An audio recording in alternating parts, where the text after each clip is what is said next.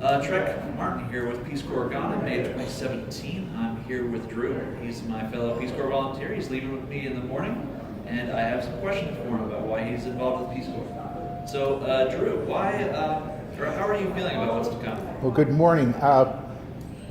Very nervous, very stressed. So, kind of wound up.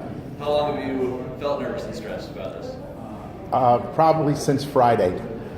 Okay, just for time reason, that would be like 3 days ago, right? Right. Right. Okay. So, what are you expecting the experience to be like?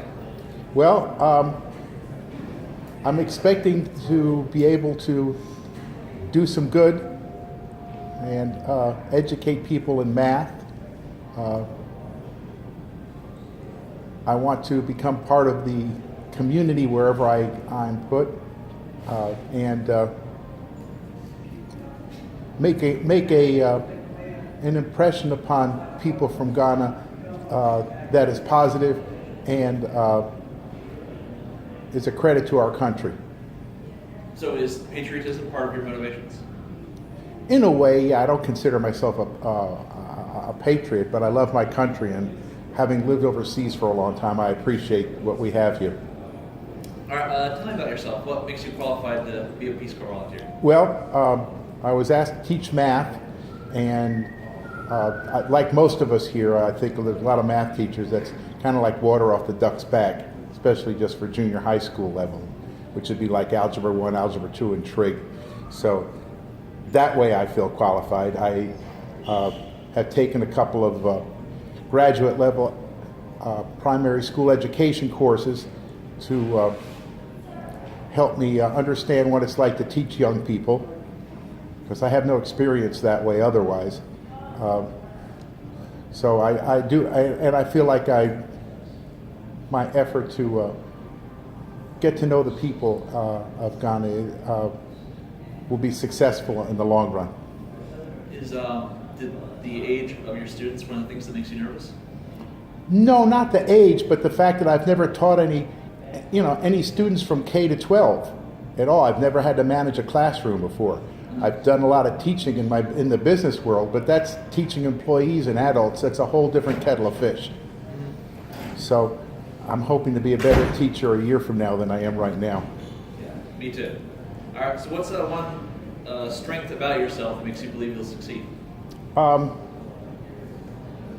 pretty empathetic, and I do have, like I say, experience of living overseas, both in developed and undeveloped countries. So I have some notion of what to expect, and I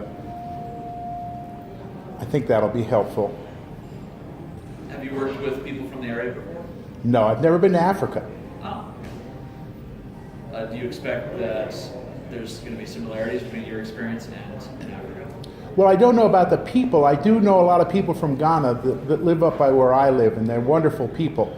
But as far as the hardships we're going to endure, lack of plumbing, food, lack of refrigeration, air conditioning is unknown, that kind of thing, and living in a hot climate with a lot of mosquitoes, I've experienced that for in places that I've lived. So I understand dealing with some of those hardships, and it's not so bad. All right. What weaknesses in yourself do you think you'll have to overcome and are nervous to overcome? Well, I'm real nervous about being a good teacher because I've never taught children before. So that's my biggest concern. Yeah, I understand. All right, last one. One thing you'd like to share with people concerning Peace Corps? I think the Peace Corps is a marvelous organization. When I think about the people that I've met this weekend, who we're all teachers and that we're all going there, it's just an extraordinary group of people that I'm very proud to be with. And I think about when I was little, I was home on home leave and watched President Kennedy being inaugurated, where he said, "Ask not what your country can do for you," etc. And that call resonates beyond the years to me now. And I have the privilege to do this now, to serve my country a little bit. Maybe I'll do some good. Can you explain a little bit more about how Kennedy's speech that would eventually lead to the inauguration of the Peace Corps made you feel? Or?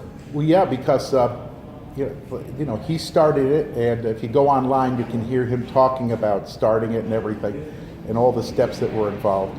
And ever since I lived in the Philippines, when I was in junior high school and high school, I wanted to join the Peace Corps, and this is the first time in my life I was able to do it without abandoning my family, my children and all. So I'm grateful for the privilege.